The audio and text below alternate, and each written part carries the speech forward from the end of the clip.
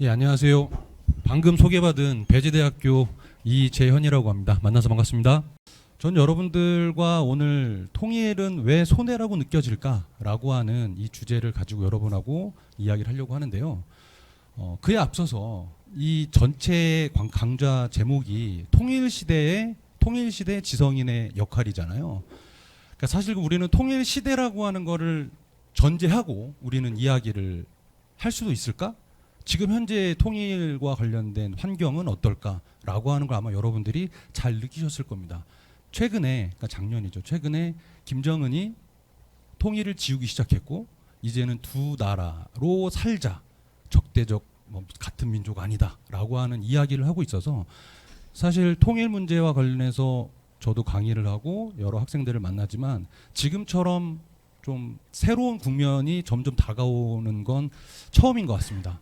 그 차원에서 여러분하고 통일과 관련된 이야기를 하는데 첫 번째는 통일에 관련해서 통일을 해야 한다 말아야 한다라고 하는 명확한 여러분들의 생각을 가졌으면 하는 제 개인적인 바람에서 오늘 이 주제를 여러분이 천천히 한번 곱씹었으면 좋겠습니다. 우리가 통일은 왜 손해라고 느낄까라고 하는 건 다분히 경제와 관련된 이야기입니다. 내 호주머니에 뭔가가 낭비되거나 빠져나가고 있어, 나한테 도움이 되지 않아 라고 하는 거 우리는 손해라고 이야기를 하죠. 그 손해라고 하는 그 차원에서 우리는 협력의 알고리즘을 한 번 정도 새로운 시각에서 찾아보자 라고 여러분하고 이야기하고 싶습니다. 우선 여러분이 그 부제에 보면 알고리즘이라고 되어 있는데 알고리즘의 어원은 여러분한테 지금 강의 노트로 드렸지만 알고리스무스라고 하는 아랍어를 가지고 우리는 이야기를 한 거예요. 여러분 다 아시겠지만.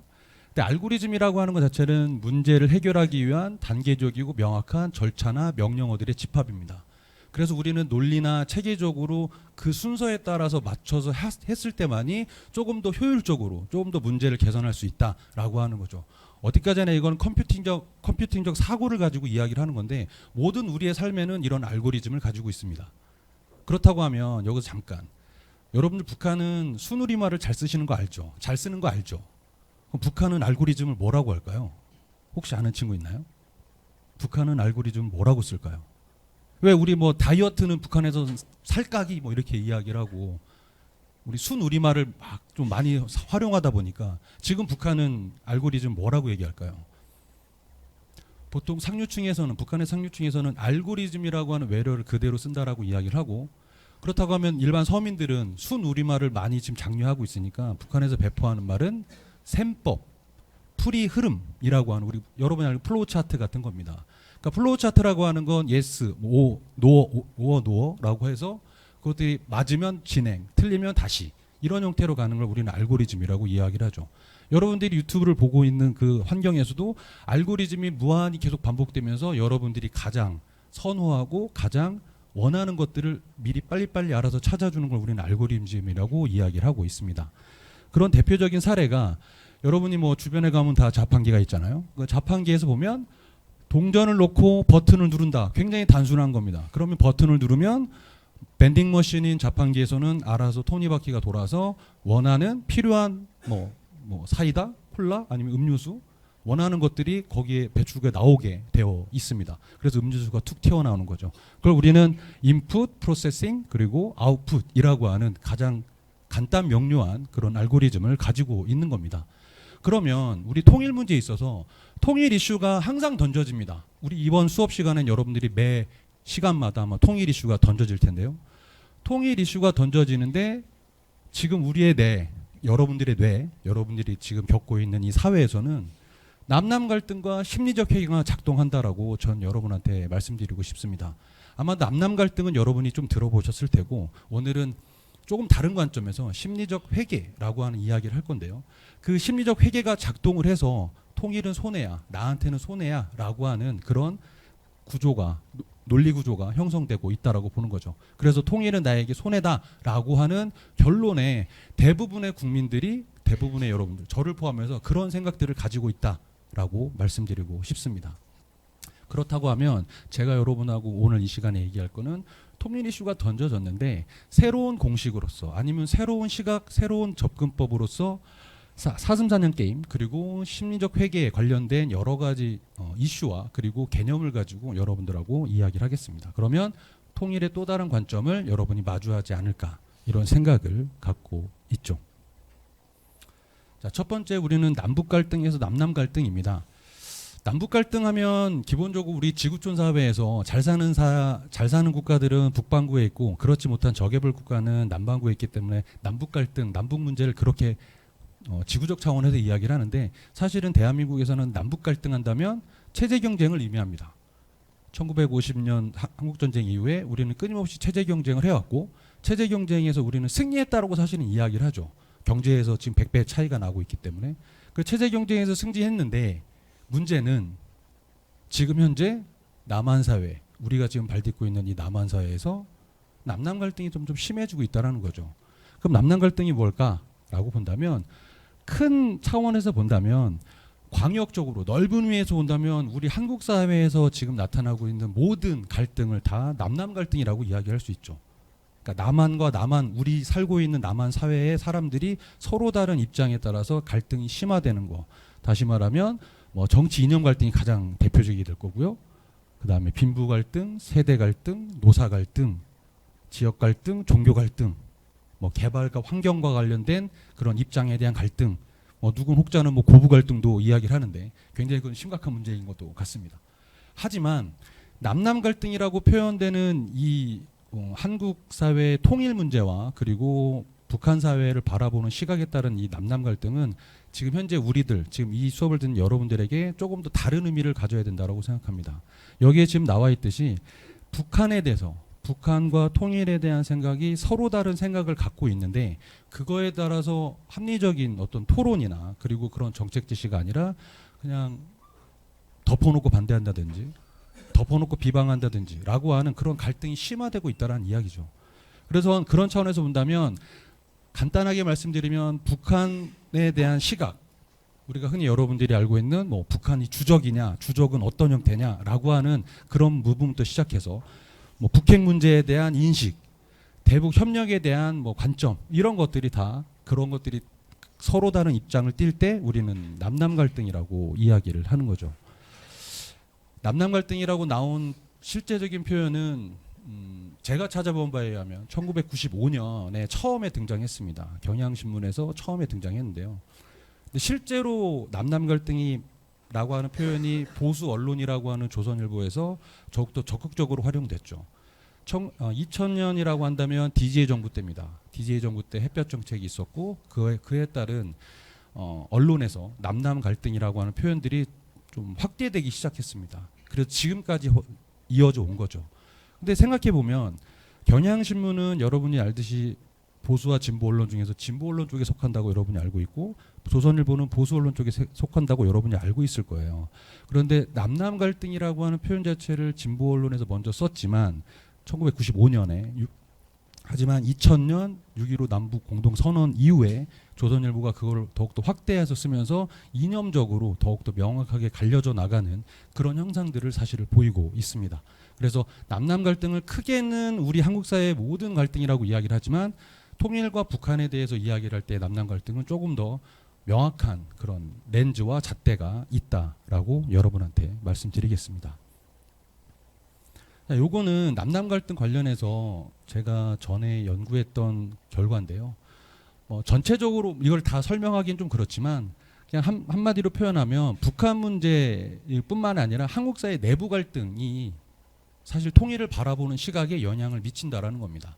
그러니까 쉽게 표현하면 현재 지금 경제 상황이 안 좋다고 한다면 그러니까 북한에 대한 바라보는 관점도 사실은 원정적이거나 좋을 수 없다라는 거죠. 왜냐하면 지금 당장 내가 먹고 살기 힘든데 아니면 당장 내가 지금 취업하기 힘든데 북한하고 통일을 한다? 아직은 아니야 라고 하는 것들이 지금 30년째 계속 이어져 오고 있는 뭐 더 엄밀히 말하면 50년째 이어져 오고 있는 그런 이슈인데요.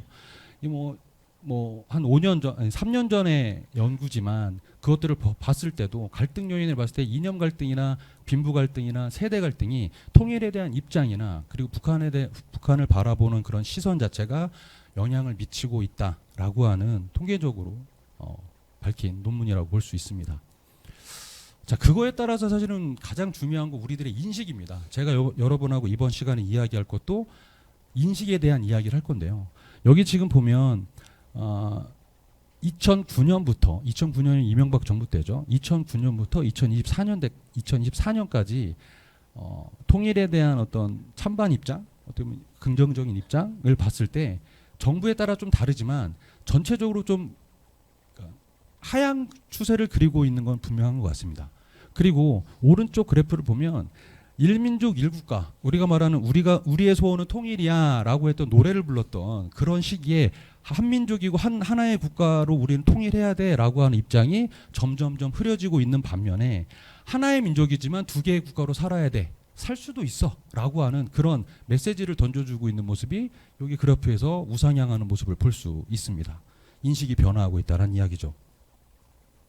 그래서 그걸 좀 다른 쪽으로 본다면 통일을 선호하는 쪽과 그리고 평화 공존을 선호하는 쪽이 있습니다. 보면 통일을 선호한 쪽은 아까 전에 앞서서 그래프를 봤던 것처럼 점점점 하향하는 추세인 반면에 평화 공존할 수 있어, 통일하지 않고 평화만 유지된다면 통일은 하지 않아도 되지 않을까라고 하는 인식들은 점점점 커지고 있다는 거죠. 그걸 달리 이야기하면 한반도 평화 체제에서 통일은 필요 충분 조건이 아니라 그냥 충분만 하면 되는 거 아니야? 반드시 필요한 건 아니지 않을까라고 하는 인식들이 점점 더 커지고 있다는 이야기입니다. 그 커지는 이유에는 여러 가지 요인들이 있겠지만 오늘 아까 우리 첫 슬라이드 제목으로 말씀드렸던 통일은 왜 손해지? 왜 우리는 통일을 손해라고 느낄까라고 하는 부분에서 한번 우리가 생각해봤으면 좋겠습니다. 마지막으로 이 남남 갈등에서의 가장 핵심은 이 햇볕 정책입니다. DJ 정부 때 처음으로 대북 정책에 대해서 더 적극적으로 펼쳤고, 그리고 여기 지금 보면 김영삼 정부와 이명박 정부를 빼고 김대중 정부와 노무현 정부, 우리가 흔히 말하는 진보 정부라고 일컫는 이 두 대 정부에 있어서 대북 정책이 급격하게 많이 이루어졌습니다. 물론 1997년에 DJ 대통령, 그러니까 김대중 대통령이 취임을 했으니까 1990년대 중반에 북한에서는 고난의 행군 시기를 겪습니다. 굉장히 많은 굶어 죽는 사람들이 나타났죠. 그래서 북한이 거의 붕괴되기 직전까지 그런 이야기까지 돌 정도로 굉장히 심각했습니다. 그런 차원에서 대한민국 정부는, 그 당시 김대중 정부는 물론 북한에 대한 원래 정당 차원에서도 온정적인 그런 입장을 취하고 있지만 그런 안 좋은 상황을 보고서 김대중 정부는 포용 정책으로서 대북 지원 정책을 적극적으로 펼쳤던 거죠. 그래서 금액으로 본다면 굉장히 많은, 김대중 정부와 노무현 정부 때 굉장히 많은 대북 지원을 했다라는 걸 볼 수 있습니다. 그거에 따라서 지금 현재, 그리고 그 당시까지 포함해서 지금 현재 우리는 대북 정책을 온정적으로 하고 있는, 좀 적극적으로 지원하는 우리는 햇볕 정책이라고 이야기하거든요. 그 햇볕 정책에 대해서 보수와 진보 진영에서는 서로 다른 입장을 이야기하고 있는 거죠. 앞서서 말씀드렸던 DJ 정부 때 정말 굶어 죽는 사람들이 많아서 그렇기 때문에 도왔다. 그렇다고 한다면 나중에 우리가 통일을 했을 때 다 굶어 죽고 난 다음에 체제가 무너지고 정말 아무것도 없는 상태에 통일을 한다면 무슨 의미가 있겠나라고 해서 그거는 통일에 대한 비용을 조금 더 줄이기 위한 하나의 방책이다라고 하는 게 진보, 그 당시에 정부의 입장이었던 반면에 반대 입장, 그 당시 야당이었던 반대 입장에서는 정말 굶어 죽기 직전까지 갔던 북한이 대북 지원 정책을 적극적으로 펴서 숨통을 틔웠다. 그 숨통을 틔운 다음에 뭘 했냐라고 했을 때는 그걸 가지고 북한, 그동안에 지금도 계속 문제가 되고 있는 북한 핵 미사일을 만들지 않았냐. 그래서 북핵에 대한 문제를 끊임없이 제기할 때 이 햇볕 정책에 대한 이야기를 합니다. 물론 서로에 대한 맞는 주장이 있고 서로에 대한 첨예하게 갈리는 주장은 있습니다. 하지만 남남 갈등이 그에 따라서 여러분들의 생각이 어디에 있냐라고 했을 때는 명확하게 나는 대북 정책 지원에 대해서 이렇게 생각한다라고 하는 여러분들 스스로의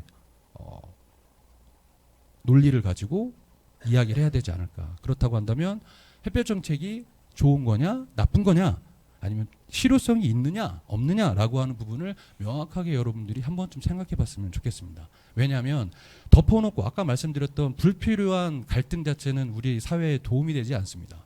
남남 갈등은 불필요한 갈등이 저는 아니라고 생각하는데, 심각하게 불필요한 갈등으로 번질 때 그 번지는 이유는 그냥 덮어놓고 싫어, 아니면 덮어놓고 도와줘야 돼라고 하는, 어떻게 보면 자기 자신의 논리 없이, 어떻게 보면 생각 없이 그냥 무관심하거나 아니면 생각 없이 던지는 말들이 우리 사회에서 갈등을 더 증폭시키는 게 아닐까라고 하는 차원에서 여러분하고 공유하고 싶은 지점이었습니다.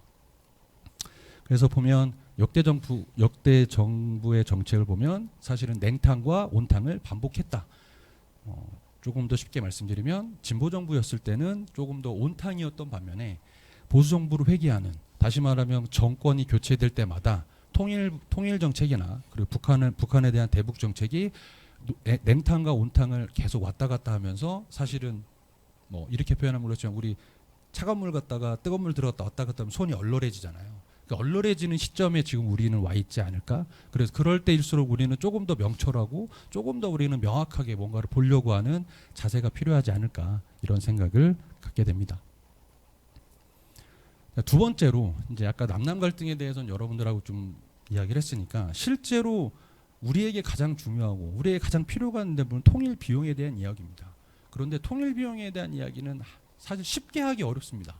왜냐하면 예측치도 불안정할 뿐만 아니라 어떤 방법에 따라서 하느냐에 따라서도 통일의 어떤 비용이 많아진다, 아니면 통일의 편익이 많아진다라고 하는 어떤 방법론에 따라서도 좀 달라질 수 있기 때문이죠.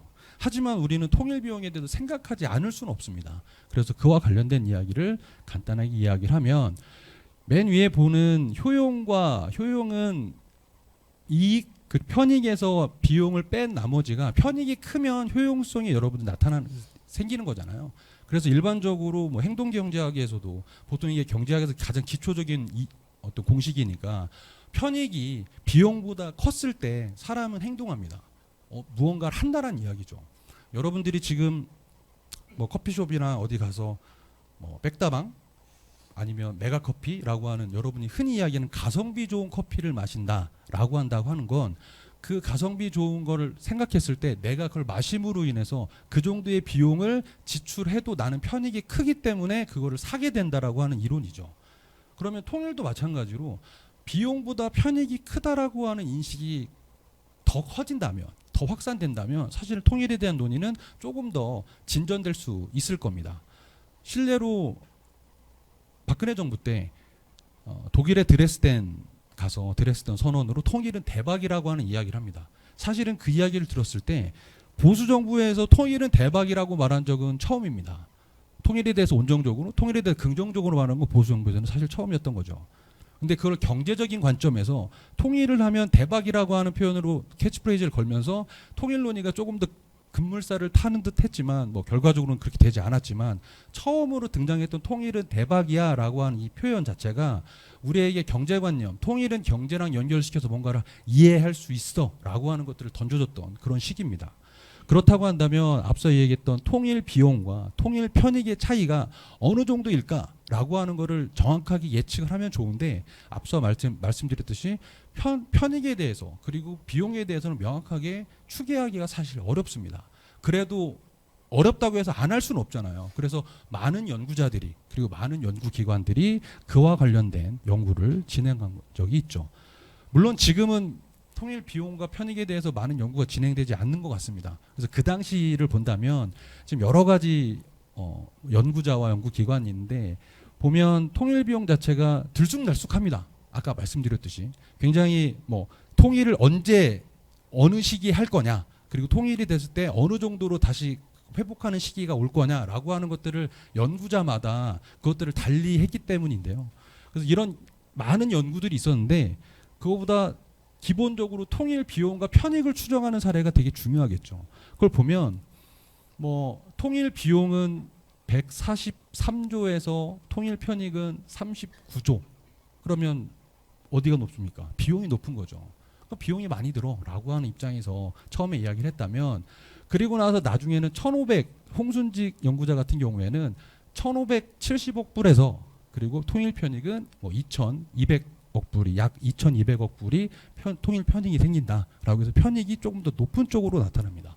이 말은 앞서서 제가 말씀드렸듯이 통일에 관련해서 이야기를 할 때 통일 편익과 비용을 추계할 때 방식에 따라서 달라질 수밖에 없는데요. 그럼에도 불구하고 통일과 편익에 대한 이야기를 할 때 중요한 건 우리가 그걸 부담할 수 있느냐 없느냐죠. 그거는 국가가 재정으로 충당해야 되는 부분인데 일가의 재정은 어디서 나오나요? 우리 세금에서 나옵니다. 그렇죠? 그러면 예전에 이명박 정부 때 한번 통일세에 대한 논의가 한번 일어났던 적이 있는데 뭐 지금 여러분이 아시다시피 지금 통일세에 대한 이야기는 하고 있지는 않지만 통일 비용으로 얼마를 낼 용의가 있냐라고 하는 걸 예전에 한번 조사한 걸 보면 10만 원 미만이 33%고 그리고 10만 원에는 20만 원 미만이 17%. 쭉 보면 돈 낼 생각이 없다. 나는 돈 낼 생각이 1원도 낼 수 없다라고 하는 게 26%예요. 그러면 조금이라도 내겠다, 많이 내겠다는 걸 다 포함해서 낼 수 있다라고 하는 입장에서 보면 거의 한 70% 이상은 낼 의향이 있다라고 이야기를 한 거죠. 그런데 그 정도의 차이가 있는데 1년에 10만 원 미만 정도 낼 수 있어라고 하는 겁니다. 물론 이거는 조금 2015년이니까 그러니까 10년 전 일입니다. 그러니까 지금 여러분한테 다시 이걸 묻는다면 이 그래프와 이 내용은 어떻게 될까? 그거는 설령 달라질지언정 가장 중요한 부분은 통일은 늦으면 늦을수록 통일 비용은 증대하는 건 분명합니다. 그리고 통일 비용에다가만 주목하니까 계속 편익에 대한 것들에 대한 생각이 조금 더 간과되는 측면이 사실은 있다라고 여러분한테 말씀드리고 싶습니다. 그래서 오늘 아까 말씀한 통일 비용을 이야기할 때 통일 비용과 편익을 이야기할 때 꼭 한 번쯤 생각해 봤으면 좋겠던 게 지금 여기 통일연구원에서 연구한 그 전의 자료인데 그 자료를 제가 엑셀로 그래프를 만들었거든요.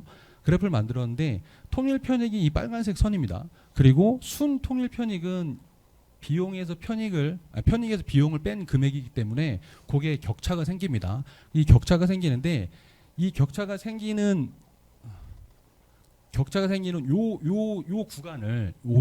구간을 실제로 미스매칭 되면서 한 번쯤은 꺾일 수밖에 없는 구간으로 우리는 상정하고 있는 거죠. 그거를 아까 전에 제가 부제로 달아놨던 전환의 계곡이라고 하는 이야기입니다. 여기서 말하는 전환의 계곡은 아담 셰브르스키라고 하는 정치학자가 정부가 분배 사회복지, 그러니까 흔히 말하는 우리가 통일하게 되면 대부분의 북한 주민들은 우리들로 따지면 기초생활 수급자들이 좀 많을 겁니다. 그럼 복지비가 많이 지출이 되겠죠.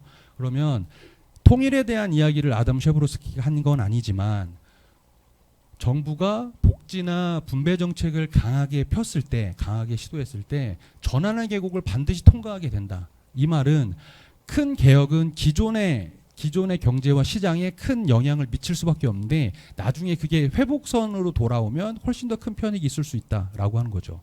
물론 아담 셰브로스키가 강조하는 지점은 원래 복지 정책을 하다 보면 경제 성장을 이루기 전에 한 번 정도는 꼬꾸라지는 그 지점이 존재하는데 그게 전환의 계곡이라고 하는 표현으로 이야기를 한 겁니다. 조금 더 구체적인 그래프로 본다면 여기 지금 보면 통일 시점이 언제일지는 우리 모릅니다. 근데 아까 말씀드렸지만 통일은 늦어지면 늦을수록 통일 비용은 점점 커집니다.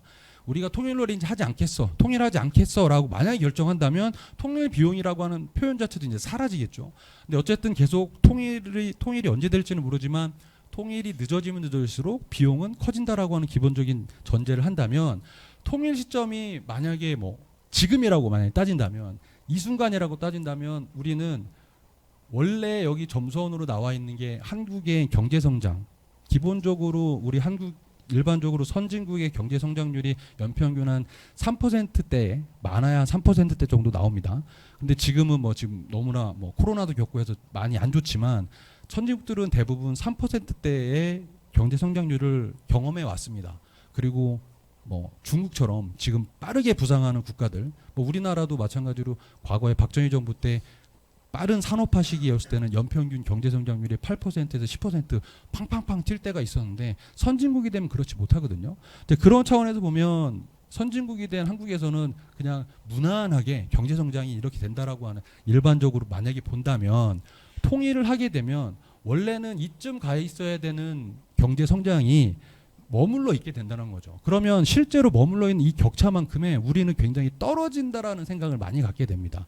그러면 요 구간을 다시 한번 좀 이야기를 하면, 원래는 이렇게 가야 되는데 실제로 가다가 이렇게 갔다 간다라고 하는 거죠. 그러면 요 구간을 우리가 체감했을 때는 거의 이렇게 떨어지는 것처럼 느껴집니다. 물론 저기에서는 완만하기 때문에 좀 표현이 조금 여러분 이해 안 가실 것 같은데, 실제로 체감하는 건 떨어졌다가 올라가는 이 구간이 존재한다라는 거죠. 이 구간이 언제일지는 모릅니다. 그러니까 통일이 만약에 지금 당장 된다 해도 아마 이 전환의 계곡은 겪을 수밖에 없고요. 그러니까 그걸 우리는 견뎌내야 된다는 거죠. 사실은 그걸 우리는 뭐 슬기롭게 극복해야 된다. 뭐 우리 한국의 뭐 국민성도 있고 뭐 슬기롭게 극복할 수 있어라고 우리는 다 생각하고 있는 건데, 결과적으로 보면 통일 시점과 언제, 이 T 시점이라는 건 언제일지 모르는데, 그게 10년이 될지 20년이 될지 30년이 될지 아니면 5년이 될지는 사실 아무도 모르는 건데, 통일을 하게 되면 저 구간은 반드시 거칠 수밖에 없다라는 겁니다. 그러니까 우리는 그거를 사실은 직시하고 인정하고 통일에 대한 걸 바라봐야 되지 않을까라고 하는 거죠. 뭐 그렇게 이야기하면 통일은 어차피 지금 여기서 경제 성장률이 떨어지니까 우리한테 도움이 안 되니까 지금 당장 하면 안 돼라고 하는데, 지금 당장 하지 않는다고 하면 계속 통일 비용은 늘어난다는 이야기입니다. 근데 만약에 그거를 슬기롭게 극복을 한다면, 언제인지는 모르지만 보면 원래는 이 시기에 이 정도의 경제 성장률을 한국이 맞이할 텐데 실제로는 더 큰 경제 성장률을 맞이할 거야라고 예측치나 전망을 하고 있다라는 거죠. 그거는 뭐 인구가 늘어나는 부분도 있고, 그리고 대외적으로 통일을 된 한국 자체는 안정되어 있기 때문에 투자자들이 좀 더 많이 올 거고, 그래서 코리아 디스카운트는 없을 거야라고 하는 것들을 생각하면 조금 더 그 폭은 커지지 않을까라고 하는 이야기를 하는 겁니다. 근데 중요한 건 통일을 하게 되면 어쨌든 전환의 계곡은 우리는 거칠 수밖에 없다. 그건 우리에게 비용과 부담으로 다가온다라는 이야기죠. 그래서 통일 비용과 편익 문제는 사실은 팩트가 뭐다라고 하는 것보다 우리의 인식의 문제가 더 중요하지 않을까, 이런 생각을 해봅니다. 인식 얘기하면 저는 항상 이 리처드 탈러 교수의 심적 회계를 이야기를 합니다. 뭐 넛지라고 하는 굉장히 좀 흥미로운 그런 개념으로 노벨 경제학도 타고, 사실은 아마 여러분들도 이 책을 읽어본 친구들이 있을 것 같습니다. 넛지가 뭔가요? 넛지가 한번 이렇게 옆구리 훅 찔르거나 뭐 이렇게 하게 되면 알아서 할 수 있는 그런 걸 만들어준 걸 넛지라고 이야기를 합니다. 행동 경제학에서 사실은 심리학을 바탕으로 해서 만들어낸 하나의 개념인데요. 여기서 보면 심리적 회계라고 하는 건 마음속에 계좌가 있다는 이야기입니다. 마음속에 계좌가 있다. 탈러 교수가 이야기했던 사례를 들면 이런 겁니다. 여러분이 예전 사례라서 여러분들은 좀 맞지 않을 수도 있는데, 여러분이 뭐 요즘에 왕산암 보러 극장 가잖아요. 극장 가는데 티켓을 미리 사놓습니다. 그래서 티켓 10,000원짜리 한 장의 티켓을 하나 사서 지갑에 넣고 주머니에 갖고 있다가 영화관에 딱 도착했는데 티켓을 분실한 거예요. 그럼 여러분들은 거기서 현장에서 티켓을 사서 또 그 영화를 보겠습니까? 안 보겠습니까? 볼 것 같아요? 안 볼 것 같아요? 안 볼 것 같죠. 실제 실험에서도 보지 않는 결과가 나왔습니다. 그런데 현장 구매해야지 라고 해서 만 원이 충분히 있는 걸 가지고 갔는데, 가다가 내가 10,000원을 잃어버렸어요. 물론 근데 10,000원만 있는 건 아니고 얼마가 더 있는데 10,000원 이상이 더 있었는데 10,000원을 잃어버렸어요. 그럼 영화관에 앞에 도착해서 10,000원을 잃어버린 그걸 알고 나서 영화를 볼 겁니까? 안 볼 겁니까? 보겠어요? 안 보겠어요? 아까 전에 이렇게 했으니까 학생 볼 것 같아요? 안 볼 것 같아요? 볼 것 같죠. 왜 그럴까요? 똑같은 10,000원입니다. 티켓을 산 거와 티켓을 사지 않았지만 10,000원을 지불하려고 하는 그 10,000원은 같다라는 거죠. 그런데 사람의 심리에 의해서 그 10,000원은 어떤 계좌에 넣느냐에 따라서 사실 다르게 작동한다는 이야기입니다. 티켓을 샀잖아요. 티켓을 샀는데 가서 잃어버렸어요. 그럼 되게 자책하겠죠. 그런데 영화를 보기 위해서는 사면 되는데, 만약에 사게 되는 순간에는 나는 20,000원짜리 영화를 보는 겁니다. 그렇게 생각을 하게 되는 거죠. 그런데 그냥 원래 티켓을 거기 가서 살려고 했는데 10,000원을 잃어버렸다고 하는 거는 그냥 내 지갑에 있는 걸 잃어버렸기 때문에 난 영화를 보러 왔지? 그럼 난 10,000원을 지불해서 본다라는 이야기입니다. 어차피 2만 원이라고 하는 걸 그러니까 잃어버리고 다 포함해서 2만 원이라고 하는 게 빠져나갔음에도 불구하고 영화를 보냐 안 보냐에 따라 다르다는 이야기죠. 물론 요즘에는 영화를 지류 티켓을 사지 않기 때문에 모바일이니까 핸드폰을 잃어버리지 않는 한 사실은 이런 경우는 없죠. 그런데 곰곰이 생각해 보면 여러분들이 아까 그랬던 뭐 커피숍에서 뭐 7,000원, 8,000원짜리 커피를 마신다거나 아니면 뭐 요아정이죠. 요아정 가서 맛있는 걸 먹을 때는 그냥 나를 위해서 내가 맛있는 거 먹으니까 기꺼이 지출합니다. 근데 곰곰이 한번 생각해 보세요. 여러분들 배달 어플 가지고 음식 주문할 때 있잖아요. 뭐 15,000원짜리, 뭐 2만 원짜리 주문할 때 여러분들 배달비 걱정합니까 안 합니까? 배달비 신경 쓰나요 안 쓰나요? 신경 쓰나요 안 쓰나요? 신경 쓰죠. 15,000원짜리를 배달을 시키는데 배달비가 3,000원이에요. 비싸 보이잖아요. 근데 여기는 배달비가 무료래. 그러면 무료인 데를 찾아서 여러분들이 한 3, 40분 정도 어플을 찾아서 막 검색해 본 경험이 있을 겁니다. 그건 뭘 의미하는 거냐면 탈러 교수에 의하면 심리적 해결이랑 같은 의미인데 나를 위해서 맛있는 거를 먹는 보상 계좌, 보상 만족 계좌는 아까 말했던 15,000원짜리의 뭐 음식입니다. 그런데 그 음식을 시키기 위해서 배달비가 붙네. 그 배달비는 나한테는 불필요한 손실 계정으로 생각한다라는 거죠. 똑같은 금액을 아마 내서 먹을 거예요. 어디서든. 그런데 그 2, 3천 원이라고 하는 배달비는 우리는 손실 계좌로 우리는 심리적으로 생각하고 있기 때문에 그 많은 시간 3, 40분을 더 검색해서 배달비 없고 좀 더 싼 곳으로 찾아가는 그 수고를 더 한다라는 이야기입니다. 또 한 가지 예를 더 드리면 여러분들 유튜브 뭐 정기 구독 프리미엄 이런 거 구독하잖아요. 그거 구독할 때 지금 뭐 17,500원, 19,000원 이렇게 합니다. 월 구독이. 월 구독이 그렇게 하고 있는데 만약에 하는 친구들이 있을 거 아니에요. 근데 교재 뭐 지금 우리 수업에 있는 필요한 교재, 전공 교재 뭐 15,000원, 17,000원 할 수 있습니다. 그런데 그 두 개를 한다라고 할 때 여러분들은 어떤 걸 주로 합니까? 하게 되면 교재를 사나요? 아니면 유튜브를 구독하는데 구독료를 지불하나요? 대부분 아마 구독료를 지불할 겁니다. 저도 학부 때 뭐 전공책을 살 돈으로 뭐 소주 한 잔 먹고 했으니까 뭐 그런 형태를 보이는데 그거는 탈러 교수에 하면 뭐라고 얘기하냐면 나한테는 그 유튜브 프리미엄 채널을 구독하는 건 나에게 생활에 필요한 거야라고 인식하는 반면에 전공책을 사야 돼라고 하는 건 나한테는 이건 의무야. 의무 계좌에 우리는 하나 딱 찍어서 놓기 때문에 그거를 좀 기꺼이 지출하려고 하는 마음이 좀 덜하다라고 하는 이야기죠. 여러분들 알바 하잖아요. 세 번째 사례를 말씀드리면 알바 하잖아요. 알바할 때 알바해서 열심히 해서 5만 원을 벌었습니다. 그거 쉽게 쓸 수 있나요 없나요? 쉽게 아마 못 쓴 친구들이 많을 겁니다. 그런데 똑같은 5만 원을 당근마켓에서 내가 있던 물품을 팔았어요. 그 5만 원 가지고 쉽게 그 알바했던 돈보다 훨씬 더 조금 뭐 치맥을 먹는다거나 아까 말했던 배달 어플을 통해서 맛있는 걸 사 먹는다거나 빠르게 기꺼이 지출한다는 이야기죠. 그거는 뭘 의미하는 거냐면 노동을 통해서 나온 계좌와 어떻게 보면 그건 공돈처럼 윈드폴이라고 하는 공돈처럼 당근마켓에서 벌어들인 5만 원은 그렇게 우리의 계좌에 가슴속에 마음속에 남는다라고 하는 이야기입니다. 그래서 사람들은 돈, 행동, 일 무엇이든 주제별로 묻고 그리고 다른 주제면 다르게 취급한다라고 하는 이야기죠. 그럼 다시 우리 통일 문제로 돌아가면 통일에 대한 비용 자체가 나한테는 손실에 대한 비용이고 아까 우리 배달 어플에서 배달비처럼 그리고 유튜브 채널과 전공책을 사는 어떤 의무의 계좌처럼 느껴지기 때문에 우리는 통일에 대해서 우리는 손해를 보고 있는 거 아니야?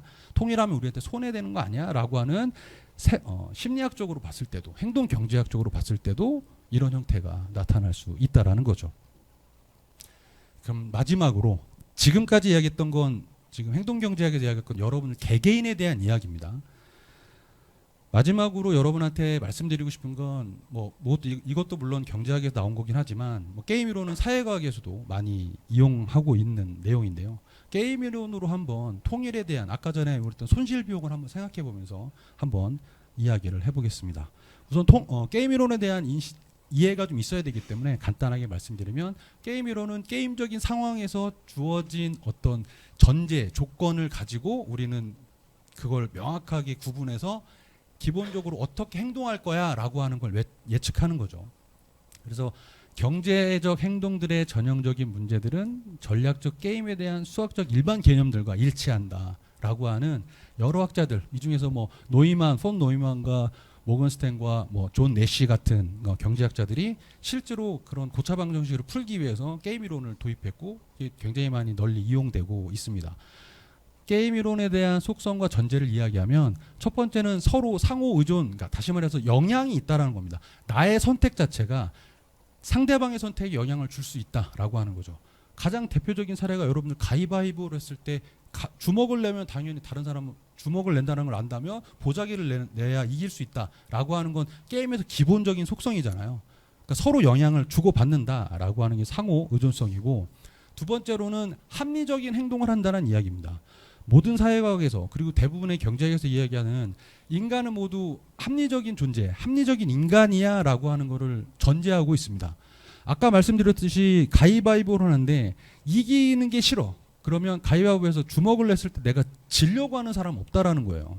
주먹을 받는데 가위를 낼 친구는 없다. 이기려고 하는 기본적인 속성을 가지고 있다. 그걸 우리는 합리적인 행동을 한다라고 하는 걸 전제하고 있는 겁니다. 그리고 세 번째로 이야기하는 전략적인 게임과 경제적 행동의 공통점은 플레이에 대한 룰이 있습니다. 그 법칙, 그러니까 관련된 규칙이 있고, 그 규칙에는 플레이어가 있고, 그리고 거기에 따른 보상이, 결과가 나온다라는 이야기죠. 그래서 게임 이론의 역할은 나중에 우리가 사사분면에, 다음 슬라이드에 사사분면이 나올 텐데, yes or no냐 아니면 어떤 거냐라고 하는 상대방의 선택에 따라서 내 선택이 어떻게 하는 게 유리해라고 하는 것을 간단하게, 수학적으로 간단하게 우리가 볼 수 있는 그런 내용이 게임 이론이라고 여러분한테 말씀드리고 싶습니다. 그래서 현실 세계를 단순화시켜서 그걸 경험하지 않고도 이렇게 될 거야라고 하는 걸 예측할 수 있다라는 거죠. 그 차원에서 보면 요거는 내시의 균형 이론이라고 하는 거는 기본적으로 아까 이제 뒤에 사사분면이 나올 텐데, 어느 한쪽에 두 군데 합치되는 지점이 있습니다. 합치되지 않은 결과는 나올 수가 없습니다. 합치되는 지점이 나오는데 그걸 우리는 내시 균형이라고 이야기를 하죠. 그럼 내시 균형에 도달했을 때 행동이 일어난다라고 하는 이야기입니다.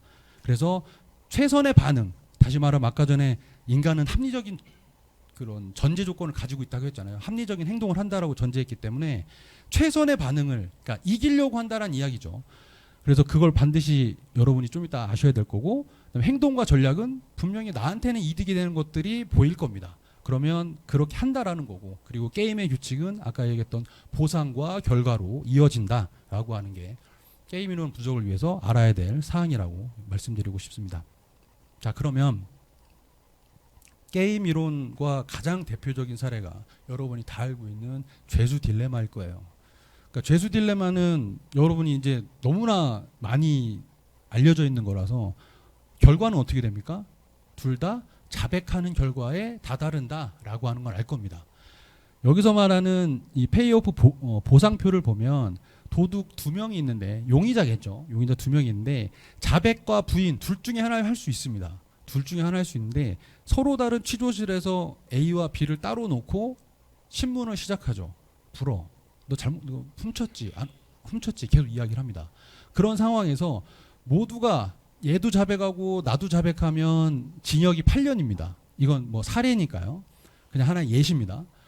모두 끝까지 묵비권을 행사하고 의리를 지켜. 그러면 증거가, 자백을 하지 않았기 때문에 증거가 없죠. 그러니까 그냥 징역 1년 정도로, 증거 불충분까지는 아니고 하니까 징역 1년이라고 이렇게 페이오프 보상표를 그려놓고요. 그리고 둘 중 한 명만 자백하면 자백한 사람은 풀려나가고, 그리고 끝까지 의리를 지켜서 묵비권을 행사한 사람은 괘씸죄에 의해서 여기서 말하는 15년의 징역형을 산다라고 하는 기본적으로 이 룰을 만들어 놓습니다. 이 룰을 만들어 놨을 때 한번 보죠. 보면 A와 B가 여기 나오잖아요. A가 B가 나오는데, 자, A의 입장에서 B가 A의 입장에서 B가 부인하거나 자백하거나 둘 중에 하나잖아요. 그러면 여기 지금 A가 지금 녹색으로 돼 있죠. 그러면 만약에 A가 생각합니다.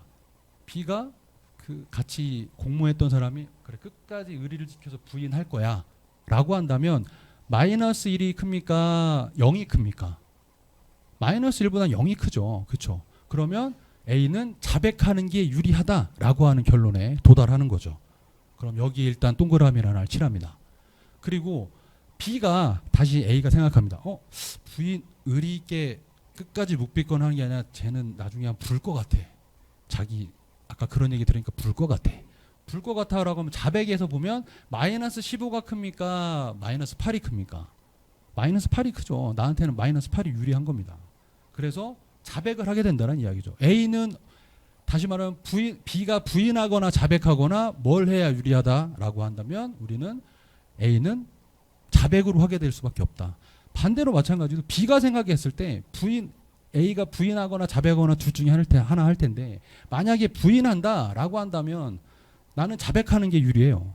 그리고 A가 자백한다라고 하면 둘 중에 따져봤을 때는 15에서 마이너스 8 당연히 마이너스 8이 더 자기한테 유리하니까 이렇게 두 군데 다시 말해서 B도 자백하고 A도 자백하는 이 결과를 보입니다.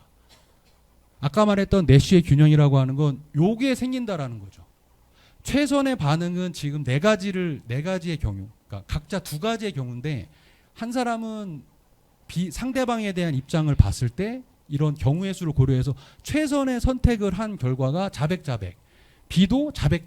그래서 자백이라고 하는 여기 하나의 사사분면에서 하나 색칠되는 지점이 나오게 됩니다. 그러니까 우리는 죄수 딜레마에서 죄수 딜레마의 가장 큰 어떤 특징이라고 할 수 있는 서로 격리시켜 놓고 이익의 관점에서 부르면 나라고 하는 순간에 그들은 상호 신뢰를 전제하지 않기 때문에 자백을 하는 결과가 나와서 결과적으로 이들은 징역 8년씩을 산다라고 하는 결론에 다다른다는 거죠. 그런데 중요한 건 이건 어디까지나 하나의 모델이고 일단 사례잖아요. 예시잖아요. 그런데 이 A라고 하는 B라고 하는 이 사람들이 계속적으로 징역 8년 살고 나와서 또 도둑질하고 또 하면 계속 이런 취조질에 계속 들어갑니다. 그럼 어떻게 될까요? 게임은 계속 반복된다라고 했을 때 어떻게 될까요? 그래 이번에는 너 믿어보겠어 하면서 믿음으로 가면 나중에 부인 쪽으로 가겠죠. 그런데 인간은 기본적으로 이기적이고 나 혼자 먼저 살려고 하는 입장이 있기 때문에 자백으로 가고 있어 라고 하는 게 게임 이론에서 나오는 죄수 딜레마의 큰 특징이고 설명입니다.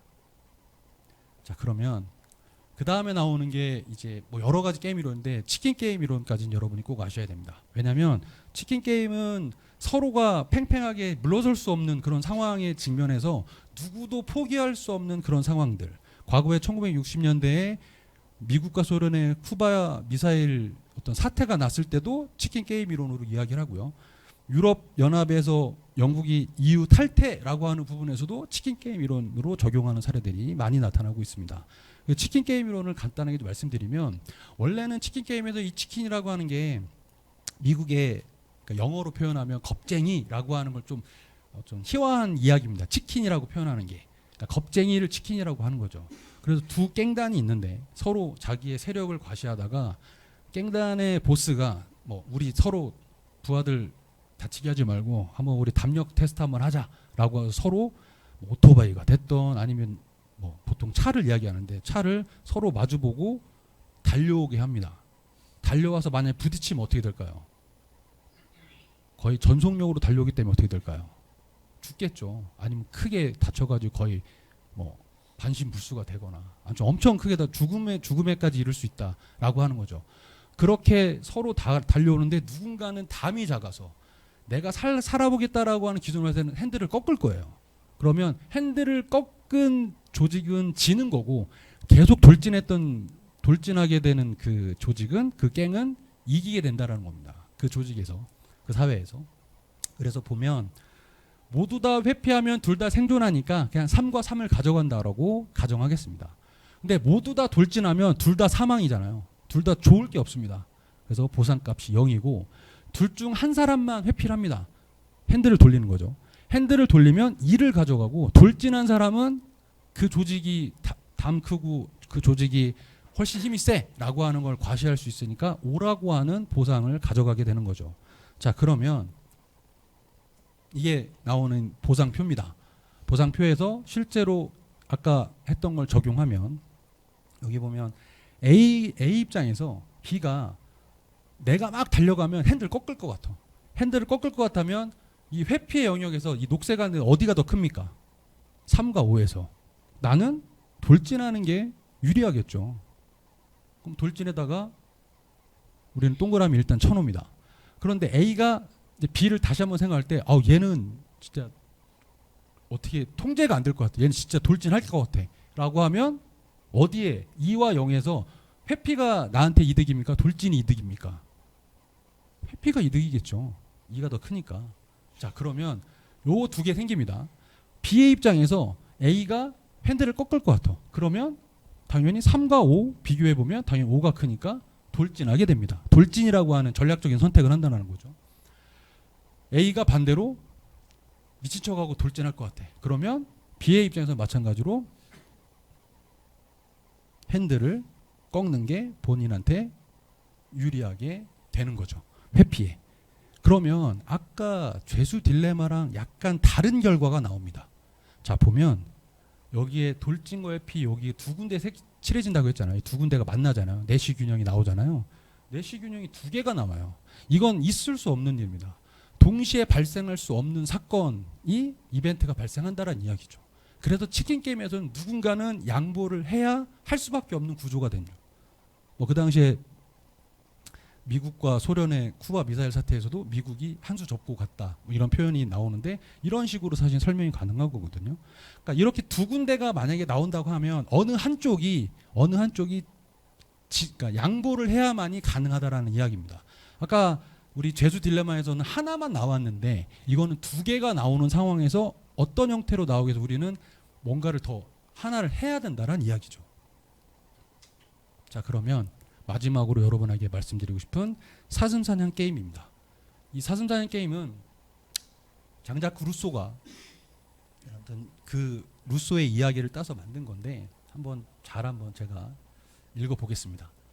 어떤 마을에 겨울만 되면 양식이 부족합니다.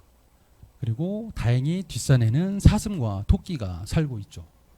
그 사슴을 잡으면 마을 전체가 배불리 먹을 수 있는데 한 사람이라도 그 대열에서 그 산기슭에서 사슴이 나오는 지점들 예상되는 지점에 모두가 다 추운 겨울에 지키고 있으면 사슴이 나오면 다 같이 일치 합심 단결해서 사슴을 잡을 수 있는데 한 사람이라도 그 대열에서 빠지면 사슴을 잡을 수가 없습니다. 그런데 열심히 지금 추운데 배고프고 추운데 그걸 지키고 있는데 그 옆에 토끼가 한 마리 지나갑니다. 토끼가 지나간다는 건 그 토끼를 잡으면 사슴보다는 작기 때문에 토끼는 나 혼자 잡을 수도 있습니다. 그리고 토끼를 잡으면 내 가족이나 나는 일단 배불리 먹을 수 있는 상황이 되는 거죠.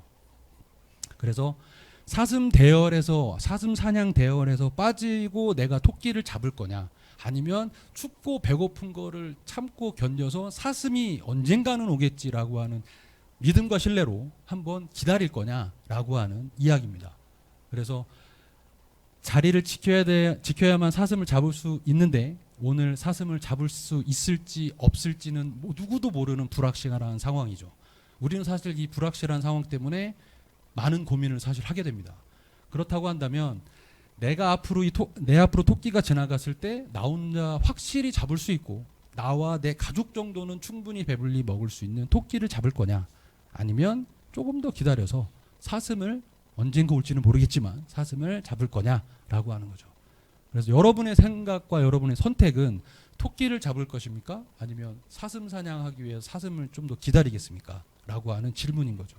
그게 사슴 사냥 게임 이론의 가장 큰 특징인데 앞서 이야기했던 치킨 게임과는 다르게 그거는 치킨 게임은 양보를 이야기한다면 사슴 사냥 게임은 사회적 협력을 강조하는 게임 이론입니다. 이것도 마찬가지로 이 사사분면의 표로 한번 보죠. A가 저라고 한다면 A는 상대방이 나를 뺀 나머지 상대방이 누가 사슴을 잡을 거야 라고 하는 확실한 믿음 그리고 사슴을 잡고 싶어라고 하는 희망이 있다면 A는 사슴을 잡는 게 좋습니까? 토끼를 잡는 게 좋습니까? 2가 더 크겠죠. 그러면 우리는 2에다가 일단 동그라미를 칠합니다. A가 B는 분명히 사슴 사냥 대열에서 이탈해서 토끼를 잡을 거야. 그럴 것 같아. 라고 생각하면 여기 토끼를 잡는 요 0과 1에서 어디가 더 숫자가 크죠? 1이 숫자가 크죠. 토끼를 잡는다라는 이야기입니다. 반대로 B 입장에서 마찬가지입니다. B 입장에서도 사슴과 그러니까 A가 사슴을 잡을 거야. 사슴 사냥에서 대열을 이탈하지 않을 거야. 라고 하는 믿음이 있다면 B 입장에서는 2와 1 중에서 당연히 2가 크니까 사슴을 잡으려고 한다라는 거죠. 그런데 B가 생각했을 때 A는 분명히 저건 나한테 믿음을 안 주고 분명히 자기 가족 먹여 살리려고 토끼를 잡을 것 같아 라고 하면 토끼를 A가 잡는다라고 하는 가정을 하면 0과 1에서 어떤 게 크죠? 1이 크죠. 그러면 토끼를 잡는다라는 이야기입니다. 자, 그럼 아까 전에 우리 치킨 게임하고도 비슷한 상황이 발생합니다. 사슴과 사슴, 토끼와 토끼. 둘 중에 하나 이게 동시에 이루어질 수 없습니다. 사슴이 막 오는데 토끼까지 오는 그런 횡재는 있을 수 없다는 이야기죠. 사슴과 토끼는 아까 전에 치킨 게임처럼 회피나 돌진 둘 중에 하나의 뭔가 행동이 나와야 되는데 여기도 마찬가지로 지금 두 개가 칠해져 있기 때문에 내시 균형이 두 개가 나왔기 때문에 사실은 요거냐라고 하는 토끼를 서로 잡고 이제 말 거냐 아니면 조금 더 기다려서 불확실성을 극복하고 조금 더 기다려서 사슴이라고 하는 큰 걸 잡을 거냐 그게 우리 공동체에 어떤 게 더 나을까라고 하는 고민의 지점에서 이 사슴 사냥 게임 매트릭스는 우리에게 던져주는 시사하는 바가 크다라고 저는 생각합니다. 자, 그러면 여러분한테 아까 말씀드렸던 심리적 회계도 사실은 우리의 마음속에 우리의 인식 속에 같은 돈이라 할지라도 뭔가 다른 용처와 쓰임 그리고 생각이 다른 것처럼 통일과 관련해서도 그냥 불확실한 미래라고 하는 차원에서 우리는 토끼를 잡아야 돼. 우리는 토끼를 잡아야 돼. 라고 한다면 토끼를 잡아야겠죠. 그게 우리들한테 모두 이득이니까. 하지만 누군가는 사슴을 잡아야 된다라고 하는 사람들이 있다면 그 사슴을 잡아야 된다라고 하는 사람들의 입장을 우리는 한 번 정도 좀 돌아봐야 되지 않을까. 그 사슴이라고 하는 그 인식적인 차이가 우리가 지금 겪고 있는 통일과 관련된 논의에서 사슴을 잡으면 통일로서 우리는 더 큰 국가 발전이 있을 거야 라고 하는 입장에 있는 그런 주장이라고 한다면 지금 그거는 안 될 것 같은데 라고 한다면 사실은 토끼를 잡는 게 맞다라는 이야기죠. 그 둘 중에 어느 게 더 좋다 어느 게 나쁘다라고 이야기할 수는 없습니다. 하지만 분명한 건 사회적인 규범에서 우리 이 사회 공동체에서 통일은 이런 거야. 통일은 이래야 돼라고 하는 하나의 사회적인 합의와 약속이 이제는 어느 정도 생겨야 될 지점이 아닐까. 앞서 말씀드렸듯이 북한에서의 어떤 지금 통일에 대한 입장이 명확해지고 어떤 변화하고 있다라고 한다면 한국 사회에서 명확한 논리와 근거로 사슴이냐 토끼냐라고 하는 차원에서 우리가 한번 논의를 해봐야 되지 않을까 이런 생각이 듭니다. 그래서 아까 말씀드렸던 전환의 계곡은 반드시 우리는 겪을 수밖에 없다. 그거는 뭐 여태까지 우리 역사적인 그동안의 경험칙상 이렇지 않은 나라는 없었으니까요. 독일, 동독, 서독이 통일했을 때도 그들은 전환의 계곡을 겪었습니다.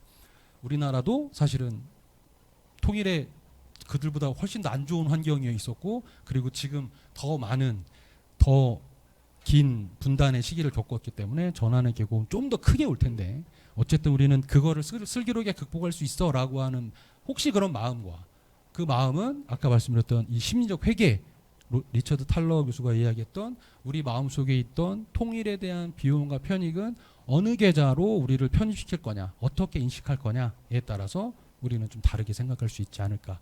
그래서 마지막으로 아까 살펴본 실제로 우리가 사슴을 잡기 위해서 조금 더 큰 국가의 미래를 위해서 그리고 우리들의 다음 세대를 위해서 조금 더 우리가 인내하고 뭔가를 행동을 취해야 돼라고 하는 거랑 지금 아까 처음에 이야기했던 통일 인식과 평화 공존 인식처럼 통일보다는 이제 평화 공존이 나을 것 같아라고 하는 입장도 만약에 그게 우리가 명확하게 선다면 그거에 대해서 우리는 이제 하나의 목소리로 우리가 대처하고 해야 되지 않을까. 하지만 우리는 아직까지 그거에 대한 논의를 드러내놓고 하진 않는 것 같습니다.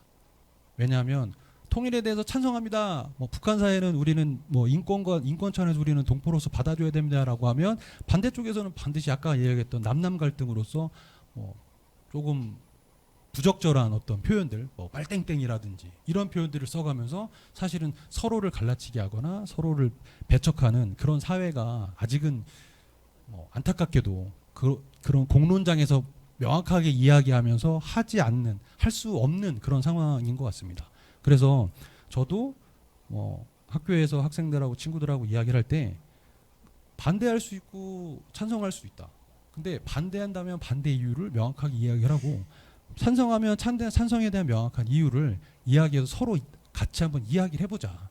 근데 이미 학계나 그리고 모든 그동안의 논의는 사실 다 수면이 다 그러니까 있습니다. 정보들은 다 있어요. 근데 그걸 본인이 취사 선택해서 나는 그게 맞는 것 같아라고 하는 본인의 생각을 드러내지 않을 뿐이죠.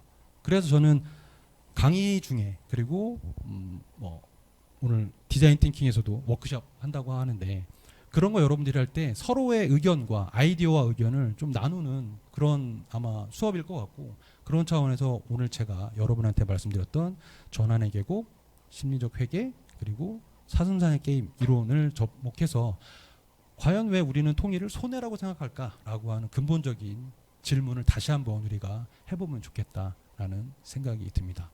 제가 오늘 여기까지 준비를 했고요.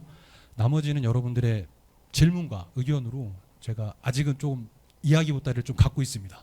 그래서 뭐든 질문하면 의견을 주면 더 좋고요. 의견과 질문으로 나머지를 한번 우리 서로 한번 아이디어를 얘기를 해보죠.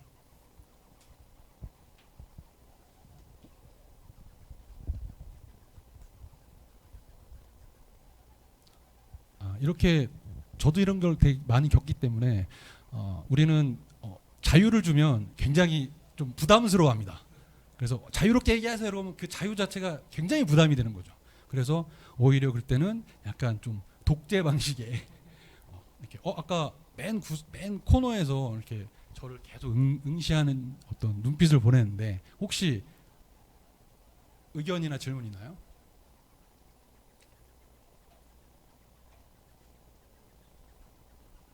네? 부끄럽다고요? 저도 되게 부끄럽습니다. 서로 부끄러우니까 괜찮을 것 같은데 오늘 그러면 들었던 내용 중에서 어떤 게 가장 아까 계속 응시하면서 계속 보고 있어서 아이 컨택이 좀 제일 자주 일어났었거든요. 우리 친구한테 어떤 내용이 가장 지금 여기 나와 있는 전환의 계곡, 심리적 회계, 사슴사의 게임에서 어떤 게 가장 인상적인가요? 심리적 회계. 그러니까 우리가 행동경제학에서 이야기하는 어떤 소비 지출하는 계좌가 다르다. 같은 돈일지라도 다르다. 실제로 그런 경험 해보나요? 그런 경험 해보죠. 그렇죠? 와닿아요. 그러면 이건 좀 민감한 질문일 수 있는데 친구 이름을 제가 잘 모르니까 우리 서로 처음 보는 익명이 있잖아요. 물론 저는 이름을 아까 오픈했지만 통일에 대한 비용을 그러니까 비용에 대한 얘기입니다. 그러니까 통일에 대한 비용을 우리가 기꺼이 낼 수 있는 그런 심리적 회계로서 우리 아까 전에 맛있는 배달의 민족에서 배민에서 뭐 시켜가지고 먹는 그런 음식처럼 나를 위한 보상으로 생각할 건지 아니면 배달비 같은데 이거는 안 써도 될 것 같은데 나한테는 아까운 돈인데 라고 하는 그렇게 생각을 하나요?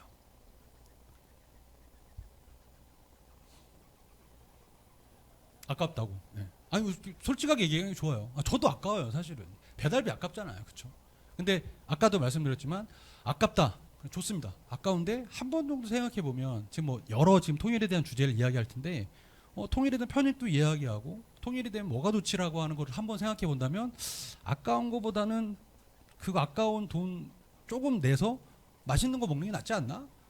계속 3, 40분 검색하는 그 시간보다 차라리 난 배달비 지불하고 그냥 빨리 맛있게 먹을게 라고 생각할 수 있지 않을까? 라고 하는 생각의 전환도 한 번 정도는 우리 친구가 해봤으면 좋겠다 라고 하는 거죠. 물론 반대로 얘기했으면 저 그 반대로 얘기했을 거예요.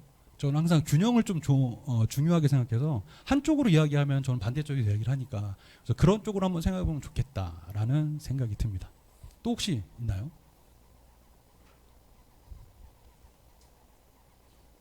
네.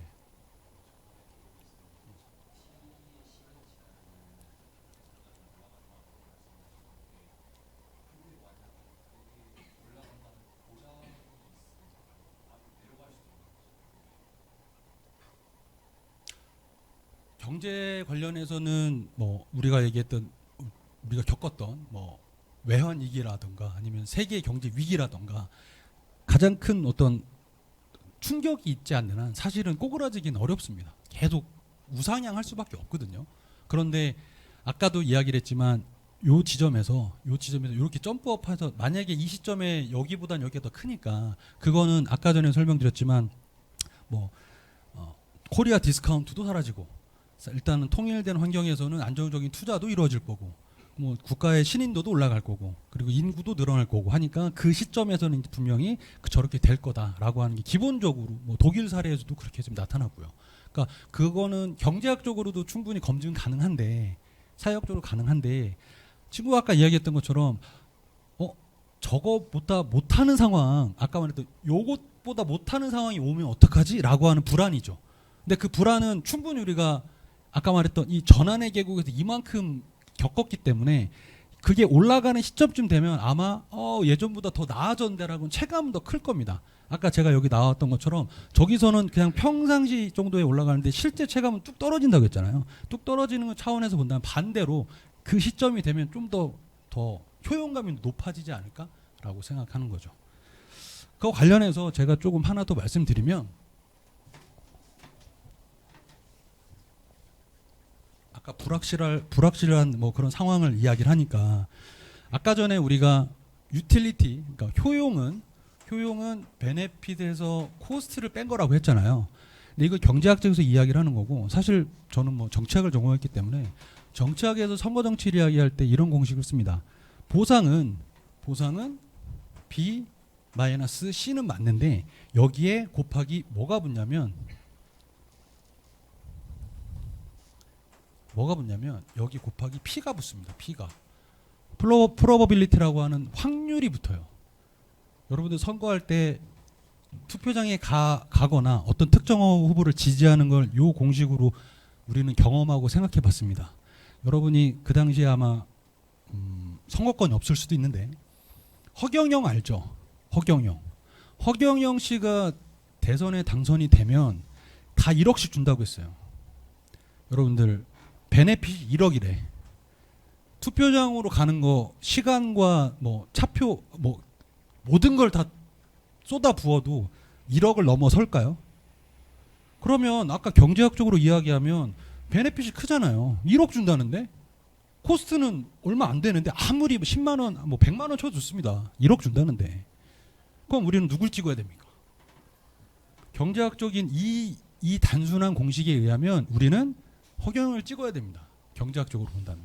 그런데 정치학에서 이야기하는 이 확률 있죠.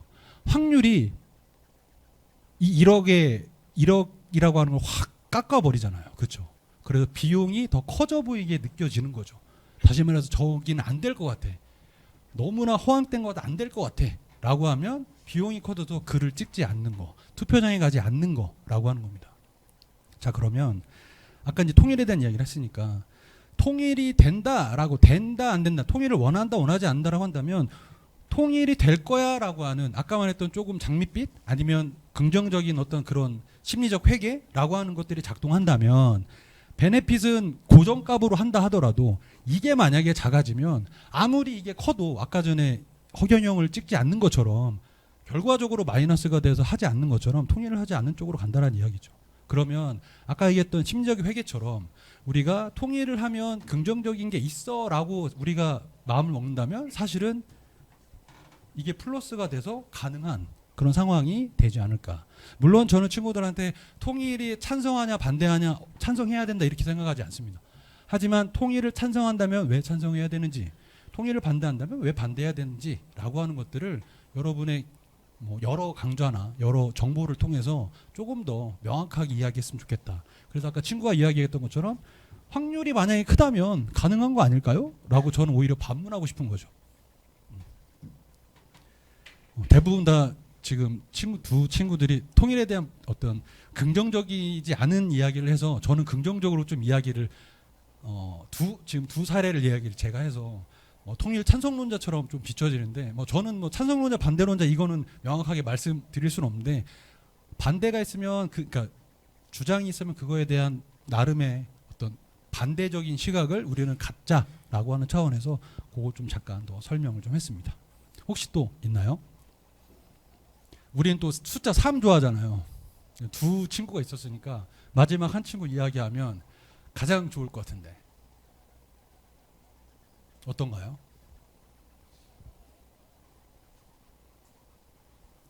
오늘 아까 맨 끝에 지금 맨 앞에 그러니까 중간 정도에서 한번 이렇게 쭉 나오면 딱 맞을 것 같은데 이제 어떤가요?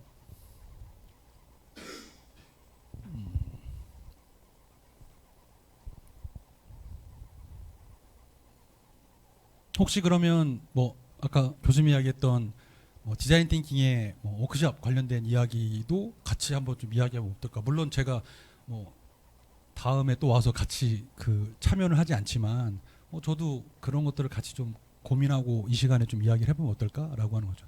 길지 않은 시간입니다. 이제 얼마 남지 않았으니까 혹시 디자인 띵킹에 아니면 워크숍에 좀 고민되는 아니면 생각나는 그런 아이디어나 이런 것들이 좀 있나요?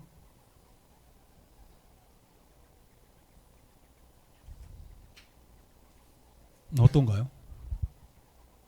네. 친구 이름들을 몰라서 여기 아까 보니까 다 이렇게 찍어서 이렇게 출석부도 없는 것 같아요, 그렇죠? 네. 그래서 이름 아까 다 친구들랑 기억하고 싶은데 이름을 이야기하지 않아서 마지막 한번 이름 이야기 한번 해볼까요? 최창이라고 합니다. 아, 네. 저는 일단 디자인 띵킹 그런 건 말고 일단 물어보고 싶은 게 계곡의 전환 어쨌든 심리적 사상 사냥 때 이 얘기를 하시면서 쭉 이야기 흐름을 들어보는데 제 느낌상 마치 통일이 돼야 된다라는 느낌을 받았습니다. 이게 맞는 느낌인가 약간 제 정신이 아니거든요. 제가 이해하는 게 맞나 싶어가지고 질문을 좋습니다. 되게 좋은 질문입니다. 저도 꼭 하고 싶었던 이야기인데 아까 두 친구가 이름을 서로 몰라서 그러니까 두 친구가 통일에 대해서 약간 부정적인 생각을 이야기를 했잖아요. 그래서 저는 이제 그 반대편에서 이야기를 한 거고 오늘 강좌의 주제 자체도 왜 통일은 손해라고 느끼지라고 하는 것 자체가 일단 부정적인 걸 시작을 해서 우리 손해니까 계속 손해로 생각해서 그냥 덮읍시다라고 하면 강의에 의미가 없잖아요. 그렇죠? 그래서 손해라고 생각하지 않는 방법이 뭘까라고 하는 걸로 포인트를 놔서 그렇게 그렇게 느끼는 거죠. 그거는 정확하게 이해한 겁니다. 근데 아까 말씀드렸지만 제가 한쪽에서 통일을 해야 됩니다라고 주장하는 사람은 아니다라고 하는 거죠. 여러분한테 누누이 말씀드리지만 지금 여러분들이 통일 세대 그리고 통일에 대해서 이제 결과적으로 여러분들이 많은 것들을 이제 판단을 해야 되는 세대인데 그 세대인 여러분들이 전반적인 지금 여론이랑 아까 인식조사나 이런 거 보면 굉장히 지금 통일에 대한 인식이 낮아지고 있는 거는 자명한 사실이에요. 근데 낮아지고 있는데 그 낮아진 걸 높이자라고 하는 차원이 아니라 낮아지는데 왜 낮아지는 걸까라고 하는 거죠. 그 낮아지는 데는 아까 전에 얘기했던 심리적 회개라고 하는 차원에서 우리는 낮아지는 이유를 볼 수 있는 거고 전환의 계곡은 여러분들이 처음 접했을 수도 있지만 기본적으로 이게 안 좋아진대. 당연히 지금 북한 주민이 내려오면 내 생활이 안 좋아지는 거는 그냥 누가 연구해서 이론으로 얘기하자면 느낌이 오잖아요. 근데 그걸 개념으로 여러분들이 전환의 계곡이라고 하는 게 있으니까 우리는 그거를 할지 말지에 대한 생각을 한번 해보는 게 어떨까라고 하는 거랑 통일되면 나한테 지금 안 좋다는데 라고 하는 거랑은 어감과 느낌이 너무 다르지 않나요? 그 차원에서 여러분들에게 우리 특강 제목처럼 지성인답게 이런 이야기와 개념들을 이야기하면서 통일에 대한 논의를 한다면 조금 더 풍부하고 다른 시각으로 접근할 수 있지 않을까라고 하는 겁니다. 여러분의 입장은 대부분 여론조사에서 밝혀졌던 것처럼 사실은 그렇게 장밋빛을 그리거나 이러진 않습니다. 근데 그렇지 않은 그러니까 그런 이유가 장밋빛을 그리지 않는 이유가 지금 여기에서 나오는 제가 지금 들어드린 사례에서 아마 느낄 수 있지 않을까. 그럼 그것들을 들어서 이야기하는 거랑 그냥 나한테 안 좋을 것 같아서 아니면 누가 얘기하는데 그거 경제에 도움 안 된다는데 라고 하는 것보다 명확하게 여러분들의 표현과 여러분들의 생각과 개념으로 이야기하는 게 훨씬 더 아까 얘기했던 통일에 대한 공론의 장을 열어나가는 데는 더 도움이 되지 않을까. 그러면 통일을 해야 돼 말아야 돼라고 하는 결정적으로 이제 그러니까 결정적인 순간이 오는데요. 그 결정해야 될 순간이 오는데 그 순간은 옆집에서 아니면 옆 친구가 그렇게 하니까 한다라고 하는 건 우리 국민대 친구들이 용납하지 않지 않을까. 그래서 오늘 이 개념들을 여러분한테 소개했습니다. 그러면 혹시 뭐 나중에 또 이와 관련해서 뭐 질문이 있거나 그러면 제 슬라이드에는 제 메일 주소가 있으니까 연락 주시거나 그러면 뭐 제가 할 수 있는 답변할 수 있는 부분은 충분히 더 보완하도록 할게요. 오늘 장시간 함께 해주셔서 감사합니다.